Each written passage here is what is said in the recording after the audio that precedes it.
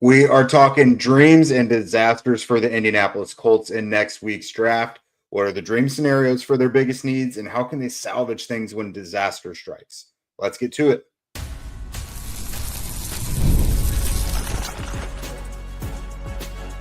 You are Locked On Colts, your daily Indianapolis Colts podcast. Part of the Locked On Podcast Network, your team every day. All right. Thanks for tuning in and making us your first listen of the day. This is your daily podcast covering your Indianapolis Colts, part of the Locked On Podcast Network, your team every day. My name is Jake Arthur of horseshoehuddle.com. I'm your resident credentialed media member for the site, and I am joined by another awesome guest today. It is my guy, Jay Robbins from Stampede Blue and Draft Nerds. Welcome back to the show, brother. Great to be back, Jake. We're right now into the stretch run of pre-draft content right here. We're almost there. The day is finally here.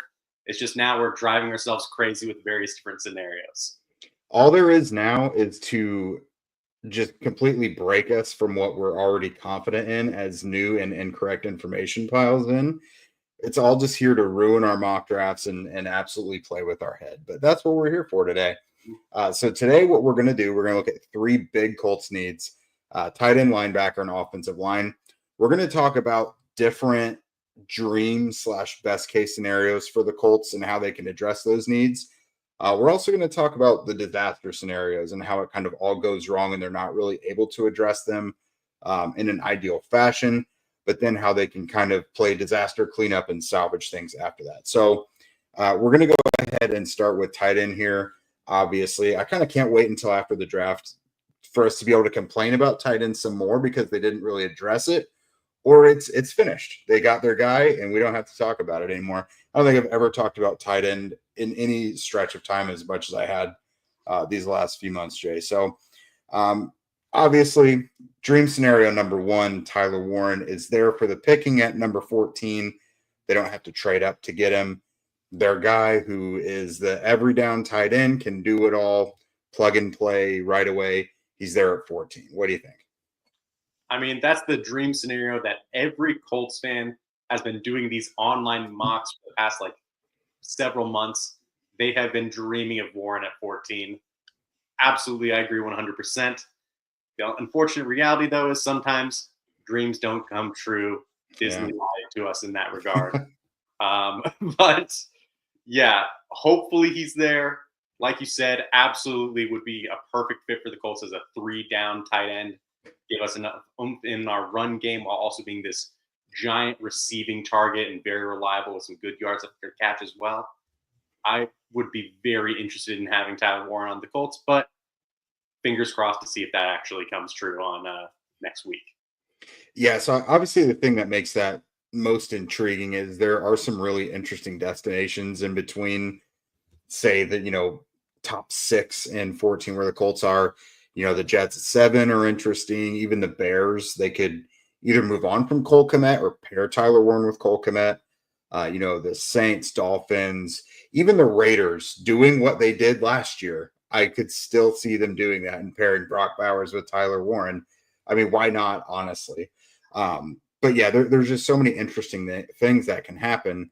And this not being the strongest quarterback draft in the world, that's going to force non-quarterbacks up the board a little bit. So we'll see how that goes. My next one is that they do get Colston Loveland, but not at 14. Let's say they're able to trade back a bit closer to 20 and that he's there for them there. So not only do they get their stud pass-catching tight end who – capable blocker. He's not necessarily going to be the total well-rounded prospect that Tyler Warren is, but a capable guy that is going to be a starter probably from day one for you. And you get, a 3rd, 4th round pick in exchange for it. You get to add that. So I think that's another dream scenario when it comes to tight end. Absolutely. Loveland, he brings probably the best receiving package that you can have in this draft class. He is a giant catch frame. He had a really underrated yards at the catch profile, more so because he just did not have the quarterback play for him to just turn and run off the ball, just because he was having to make a lot of adjustments to the ball, which kind of limited his yards after the catch. But man, huge frame, 6'6", 248 pounds. He could pack on some more muscle to kind of develop into that inline blocker over time, but certainly not as clean of a fit as Warren. But if you still can trade back and get him, that is a dream scenario. We'll see if they get into the early 20s and still get him. I know Denver Broncos at 20 would love to have Loveland. Yeah. So we might have to explore options of even trading just even less back to still be able to get Loveland, but we'll see. I mean, anything can happen in the draft. Yeah, I mean, some good news and bad news there for Loveland. Good news, I mean, you're going to the NFL. You're going to an NFL passing offense. Bad news, I don't know that the quarterback situation is all that better right now. So you have time to maybe perhaps wait for the right quarterback situation a year or so.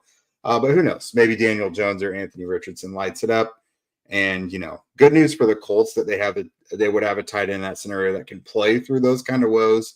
But bad news for Loveland is that the quarterback situation, we don't know if it's a whole lot better or not. So I think what the ultimate good news scenario would be here for the Colts at tight end is to get Mason Taylor at 45. Because that means, for me, Mason Taylor, if you fast forward 2-3 years, I think we could be looking at someone who is just as impactful, if not more, than Tyler Warren and Colston Loveland. So you're getting a somewhat comparable, projection for a few years from now. I understand why Warren and Loveland are higher prospects now. I have them both above him as well. But let's just say that he hits his potential and is this awesome tight end in the NFL a couple years from now. Well, that means with the first round pick, you got Jihad Campbell, someone really good, like Jalen Walker, someone really good was there available to you. Maybe even traded back a little bit and recouped a pick. So that means you filled your biggest need with a player who could be the best player from the class a few years down the road. And then you also were able to spend your first round pick on someone who hopefully, fingers crossed, was deserving of being that first rounder. Yeah, getting Taylor would be another dream scenario. I agree 100%. He has NFL Hall of Famer bloodlines twice in his gene pool, with both his uncle and his dad, both being Hall of Famer defenders as a pass rusher and a linebacker amongst Jason Taylor and Zach Thomas. Mm-hmm. He doesn't live up to the lofty expectations of Hall of Fame bloodline. He still has a lot of upside as he's one of the youngest players in this class. He's still only 20 years old. Has a really interesting receiving background as well. Pretty much the same frame as Loveland, just a little bit shorter. But he's 6'5", 245 pounds. So he's got a lot of power, I think, in his blocking comparatively. So he's a very interesting fit for the Colts. And I agree. You wait and develop him for maybe a little bit, and he could really turn into something special. Yeah, that would be an ideal scenario if they don't get tight end early on in round one. He is a phenomenal fallback option. But of course, who knows if he's there? Fingers crossed. Exactly. So let's talk about that. Let's say that however the board shakes out, Warren goes ahead of the Colts and they're not convicted to get Loveland, or they trade back and they miss out on him, and then someone gets Taylor before the Colts are able to get to him. None of those top three are there. Let's say they're not able to get them, and then they've got really higher ranked players that they like a lot more by the time you get to Elijah Arroyo, Terrence Ferguson, those guys. And then they don't really settle on a tight end just to get one. And then here they are on day 3 and they don't have that guy. So I think that's the disaster scenario, is they're staring their biggest need right in the face and somehow strike out doing it. I mean, they may have to do some maneuvering across the board to make it happen, whether it's trade back in round 1 to get Taylor, or even trade up in round 2 up into the top 40 or something to get him. But I could see that being the worst case scenario, because you might come away with a nice tight end, in day 3 somewhere, but it's not going to be the same plug and play. It's not going to fill the need to the extent that you need it to. So for that, how I think they could salvage it is there's a few guys on day 3, whether it's Gunnar Helm, Mitchell Evans, or not Spencer Hawes, but Hawes from Georgia Tech, on day 3. And then, God, I don't know, after the draft, you see if there's any veterans that might be on the block. You're looking at Michael Mayer for a late round pick, maybe round 6, round 7. And then you see if the Bears are willing to part with Cole Kmet, or like the Ravens willing to part with Mark Andrews, because Mo Alley Cox and then whoever this day 3 rookie is not going to cut it. Yeah, I agree 100%. Worst case scenario, I even saw this worst case scenario play out in this scenario that I did called Epic Mocks 25, where we had 7 rounds, 32 teams from like a bunch of different analysts around the NFL. And unfortunately, we didn't get like any of those first 3 tight ends early on. And towards the end, I was like, all right, maybe we can trade for someone like a Michael Mayer for a day 3 pick. Like maybe it ended up being a round 6. Maybe we'd have to change up that compensation a little bit here or there, but shouldn't be too much considering his limited production in his first 2 years and him already being the backup behind Brock Bowers of all people.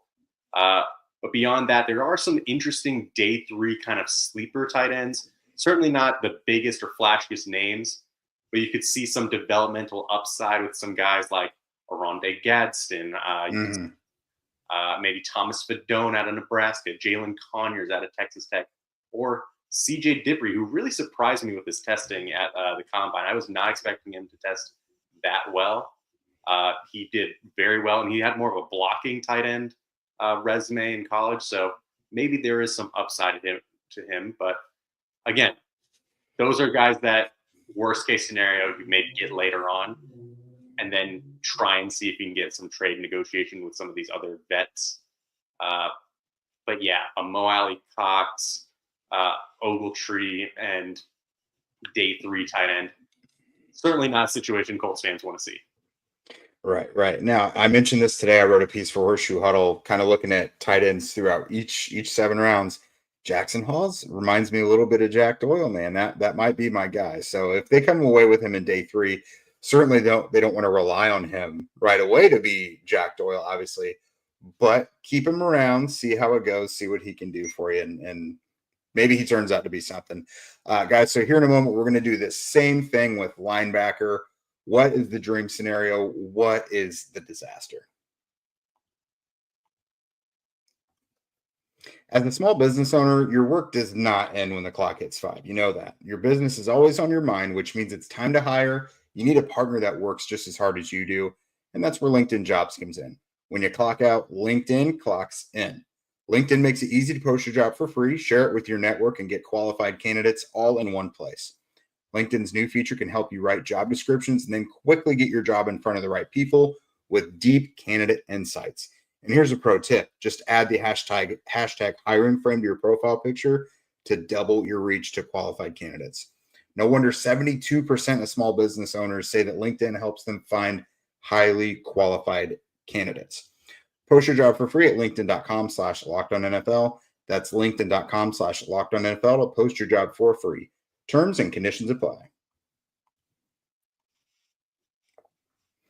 All right, welcome back to Locked On Colts. We're talking dreams and nightmares today, and we're going to the linebackers now. Let me run through a few dreams for you. So this one, Jay, is one I don't hear enough people talking about it, and maybe it's because everyone views him as a top 10 lock.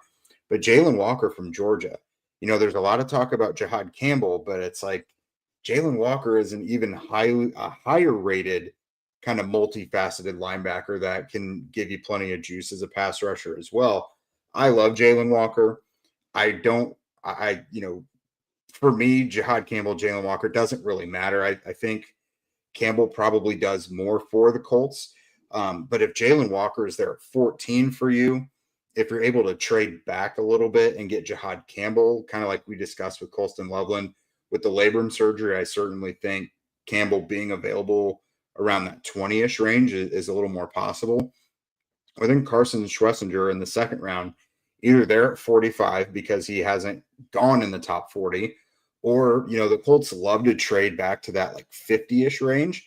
If they trade back to there and he is there, those are 3 things like that. You could not script a better acquisition for a tight end than in those 3 scenarios, or not tight end, linebacker, than those scenarios. Yeah, I agree. Jalen Walker, he'd be a interesting fit with the Colts. I think a lot of people are projecting him to be more of an edge rusher than a linebacker. He's kind of like an inverse of Jihad Campbell and that kind of versatility. Exactly. Yeah.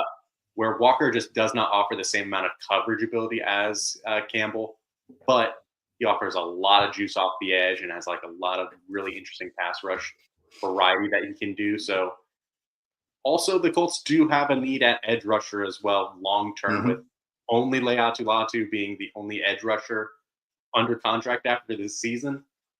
Even if we view Jalen Walker as more an edge than a linebacker, he still would make sense for the Colts. But yeah, I would think either one of those two would be great for the Colts to pick up in round one, whether it's at 14 or, in the Campbell case, a trade back due to that labrum injury, which the timeline of his recovery, he could come back around like early training camp, or his availability for even the start of regular season could be in jeopardy. We just don't have the information about like the timeline of his labrum tear, so we just need more updates as they come in. But beyond that, Schlesinger as well, he had like one really strong year to end his college career. Did not have a whole lot of playing time before that, but man, he looks like a phenomenal 3-down linebacker who can be both a Will or even a Mike. I would be very interested to have his coverage instincts right next to Zaire Franklin. That would be a great fit at 45. Or if we trade back to the 50s, like you were saying. That's what I'm saying. Schlesinger is my guy. For the value, that's almost like my top preference. So a disaster scenario, obviously the Colts, Walker, you're not expecting him to be there regardless. But let's say Campbell goes before them at 14, or they trade back a little bit and he's not there anymore. Schlesinger goes before them at 45. Demetrius Knight is another guy who I think makes a lot of sense for the Colts, but I think the NFL likes him quite a bit as well. That's another guy who may not be there at 45, or if they trade back a little bit, may not be there at that point. So for me, that's where there's kind of a drop off. And let's say that they're bored at that point.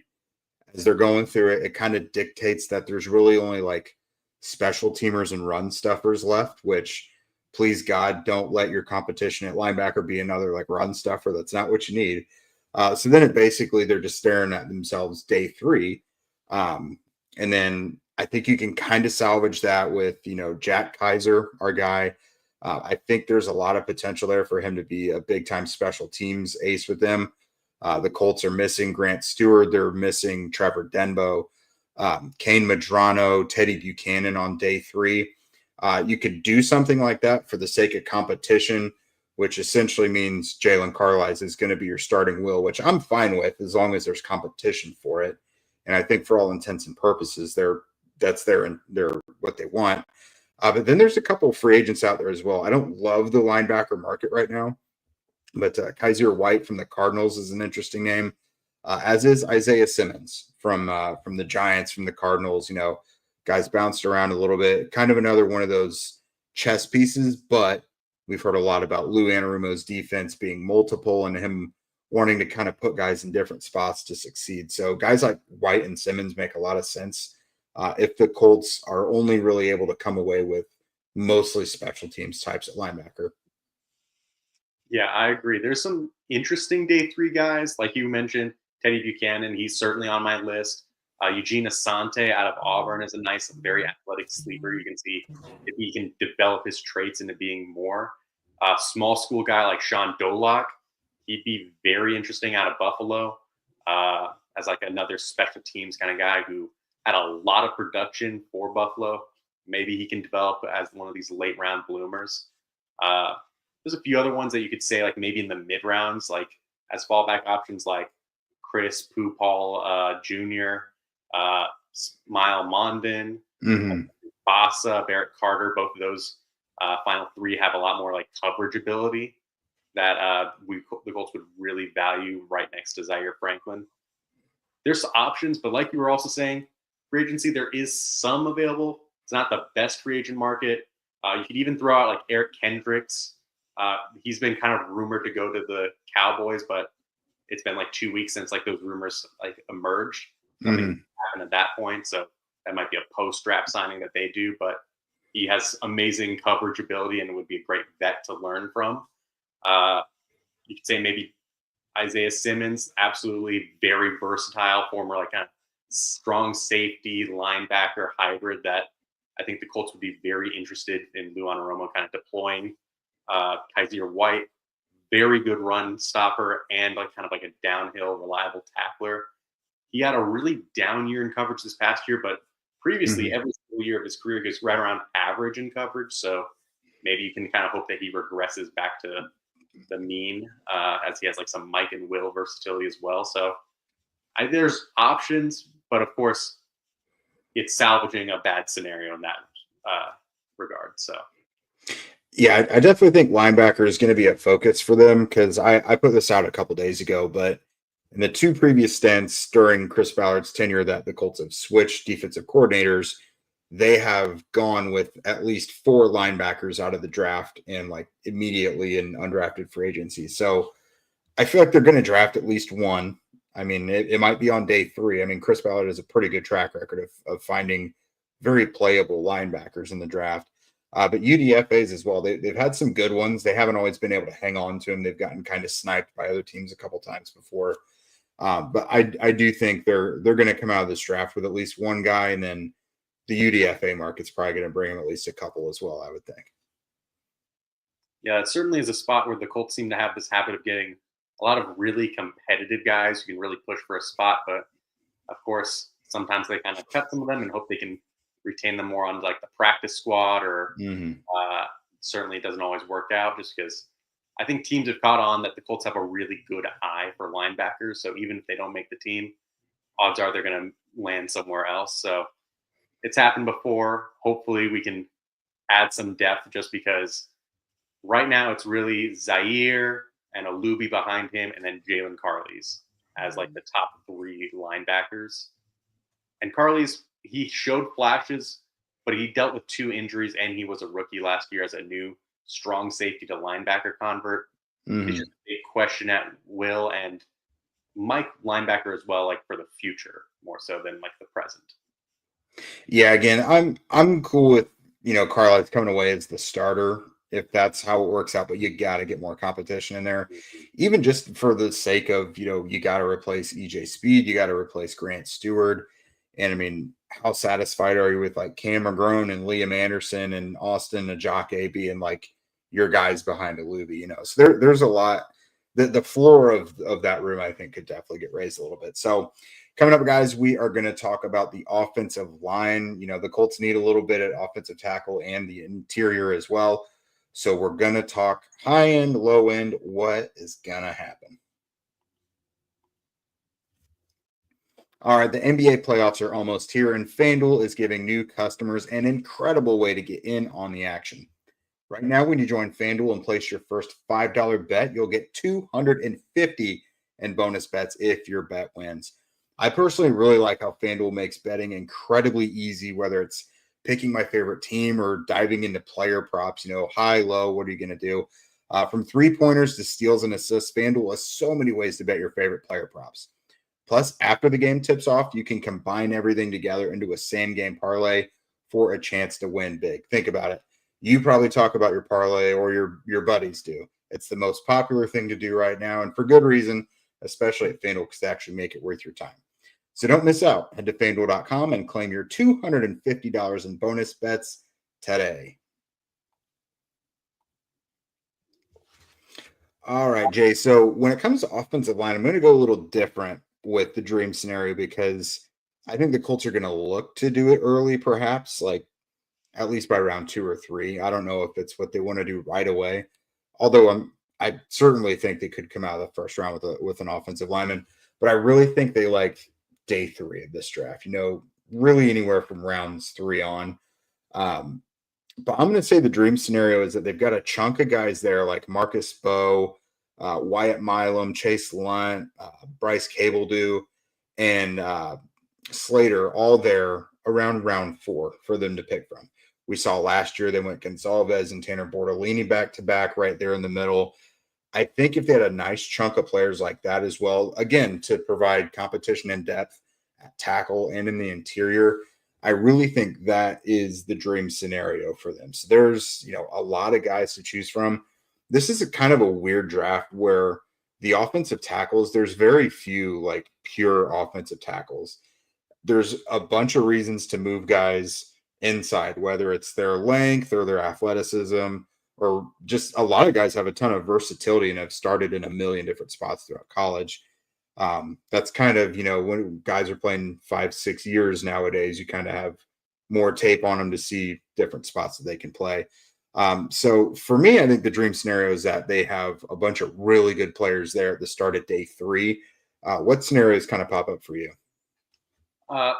For me, I'd say like towards like round 3 is really where you start to look at dream offensive linemen. I mean, certainly you can make a case for like Donovan Jackson over at 45. If he's there with some guard tackle versatility, he'd be very appealing. And of course, naturally, the very high relative athletic score is always going to be appealing for the Colts. But beyond that, you can certainly talk yourself into some guys who more of like these pure guards like Tate Ratledge or Luke Kandra. Connor Colby out of Iowa has a very fun athletic profile and really good zone tape that I've really enjoyed. There's like Jackson Slater as well. Mm-hmm. He's a very interesting sleeper. But then you also have like these very versatile guys, like you were saying, Jonas Avenea, Wyatt Milam, Miles Frazier out of LSU, Marcus Mbow out of Purdue, of course. Certainly guys who can fit multiple spots are going to be very valuable for the Colts. They've always valued versatility, especially since you have this clear potential starting level hole at right guard where really only Matt Goncalves is like your best option right now. And he's only had 44 college snaps at guard, and they were all at left guard. And he has 1 pro snap at right guard last year, which it was a good snap. That one was left guard too. Oh, it was left guard because as well? it was for Quentin, came out of the game for 1 play. So then, even more my point. Yeah. It's a small sample size that you don't know if it fully will translate. He certainly has been a swing tackle, so I feel like that lessens the like concern of going from like left to right. Yeah, because of like the differences of like slides and kicks back. But still, it's certainly a question going forward. And you also do have the question long term about Braden Smith. Of course, we all saw the article out of Indy Star that was very revealing about his own personal mental health struggles. And it seems like he's in a much better place right now. But he's also on the last year of his deal. He's going to be 30, and he's already kind of mulled retirement prior to this. His future is certainly a question going forward. So maybe having competition with Goncalves as like the future right tackle is certainly an avenue that the Colts could explore as well. Yeah, for sure. I do think they're pretty apprehensive to move Gonzalez right now just because he's the only reliable swing tackle they have right now. I don't think they really want to put Blake Freeland back there once again. So while I certainly think that they think he could play right guard, I don't think they would really want to rock the horse too much right now. So the disaster scenario for me is that they kind of envision my dream scenario where they're like, we can bypass this the first couple days. We'll pick 2 or 3 guys on day 3. There will be someone there that they're like, but they get there to day 3 and the board just does not add up how they want it to. And then there they are like round 6 and 7. And that's their pick of the litter that they're having to choose from.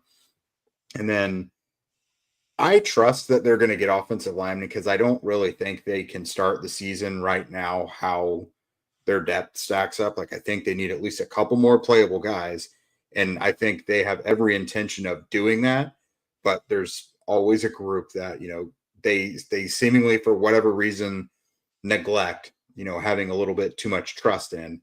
And I think the offensive line would be a little ballsy to do that, but I mean, who knows? But if you do that, I say, Caleb Etienne is a mountain of a person they could get on late day 3. Christian Lechtenhan as well. Gerard Christian Lechtenhan out of Oregon State. Same thing. I think both those guys are like 6'7", 6'8". Mm-hmm. And when the Colts go for those project bottom of the roster offensive tackles, that's what they're looking for. They're looking for like the power forwards and the centers. They've got 2 guys on the roster right now, Jack Wilson and then another guy whose name escapes me, but they're like 6'9", 6'10". It makes no – Luke Tenuta, that's it. So they've got some absolute mountains there. And then if they want to keep doing that, Caleb Etienne and Gerard Christian Lechtenhan certainly fit that as well. Bless Harris and Joshua Carlin are a couple guys who have. Carlin is mostly interior versatility, but Bless Harris has played tackle and the interior as well. It's a couple guys they have been interested in in round 7. So if they wanted to trade back and get like a bunch of round 6, 7 picks, they have guys there that they do like. But I would think it would behoove them, so to speak, to address offensive line much earlier than round 6, 7. But after that, I think they would have no choice but to go and look at the free agent market. After the draft, you got like Dalton Reisner's out there, Will Hernandez, Max Sharping, Andre Dillard, Jackson Barton. But it's like me naming off those names, other than like Will Hernandez and Dalton Reisner, is all the more reason why they need to address the offensive line pretty quickly throughout the draft, like by no later than the middle rounds, I think. Yeah, I agree. Like some other sleepers that I'd kind of throw out would maybe be like Nash Jones. He can be like a swing tackle and a left guard. Luke Newman, he's been on the left side as like a left tackle, or he transferred and to a much higher level of play. And last year for Michigan State, he was left guard, and he did very well for them. Like there was a really bad Michigan State Spartans offensive line. He was a real bright spot for them. So he has some potential for some depth. Joe Huber, if you want to go Wisconsin, very versatile. I know Ballard loves his fellow Badgers, so he sure does. he would be an option as well. And another vet, like I know you mentioned Will Hernandez as a potential starting right guard they could pursue. What about potentially going for a former division rivals right guard, Brandon Schreck?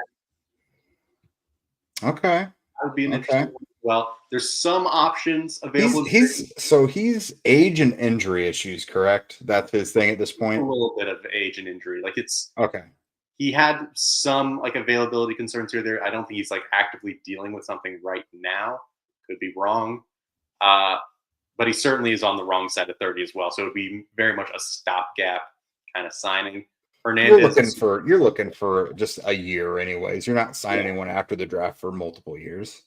Yeah, very rare you get these big multiple years. At most, most of these guys will sign for like 2-year deals. So, I mean, I would be down for one of those two as well if you're really looking for a right guard starter, and then maybe train a little bit of Goncalves as a right guard if you do want to move him at some point. But at least it would delay the need potentially if you want to keep Goncalves as your swing tackle and future right tackle, and maybe just address it in a later offseason. But it's an option. It's just not great to have that be your have to default to if the draft doesn't go your way.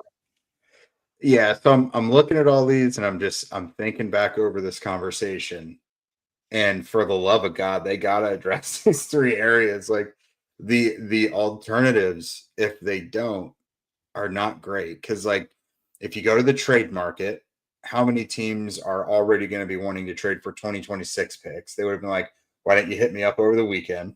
So, you're looking at Mark Andrews, Cole Kmet, probably not. I mean, Michael Mayer, perhaps. Like, who knows how much the Raiders are really invested in him anymore. But the veterans, you're just renting these guys for a year for the most part. And I mean, that might get you by, but like, you're just kicking the can down the road a little bit and then just, I don't know. But yeah, so tight end, linebacker, offensive line, I think that's ironclad. Defensive line is another one we could have had an entire segment on, but this is not an hour show because we're already going under or over. But is there any other positions where you look at it and you're like, they've got to get out of the draft with at least one person here? I certainly think you've touched on it, defensive line, because there's a big question behind DeForest Buckner as like the backup 3 tech to rotate in, just because you have Adetomiwa Adebawore, who he's had some flashes as a pass rusher, but certainly has needed to continue to develop as a run blocker and doesn't have quite that power set that you're looking for. Neville Gallimore they just signed. He's kind of bounced around a little bit, very athletic, so there is some upside, but he's had a lot of issues with like kind of his contact balance and kind of lowering his shoulder pads. So that's been an issue consistently for him. Beyond that, you really also don't even have a single nose tackle that you can really say confidently should back up Grover Stewart for the full season. So that's also a need. Edge rusher, another one, like we were mentioning with Latu being the only one after this season. certainly a underrated need there. I think you could also talk yourself into a third safety if the Colts really want to rotate three safeties with Lou Anarumo and Nick Cross also on the last year of his deal. Heck, there's maybe even a chance that if there's a truly phenomenal cornerback that you see early on that you absolutely fall in love with, you could upgrade from Womack and Jalen Jones opposite of Charvarius Ward and just push those guys down to the depth to really cement the cornerback group for Lou Anarumo. Well, that settles it. We're going to have to come back for another episode on defensive backs, defensive linemen, and probably running back as well, to be honest with you. But that is it for today, guys. Thanks for making us your first listen of the day. Now for your next listen, go and check out Locked On NFL Draft with Damian Parson and Keith Sanchez. Now the season's over, get the latest draft rankings, rumors, and news every day. Find Locked On NFL Draft on YouTube or wherever you listen to podcasts. If you want to become a Locked On Colts insider, be sure to follow the link in our show notes. And with that, guys, we are a week away from this thing. Hang in there. We're going to have wall-to-wall coverage for you. I know Jay Robbins is as well. Again, from Stampede Blue and Draft Nerds. We thank you guys for joining us today, and we will see you tomorrow.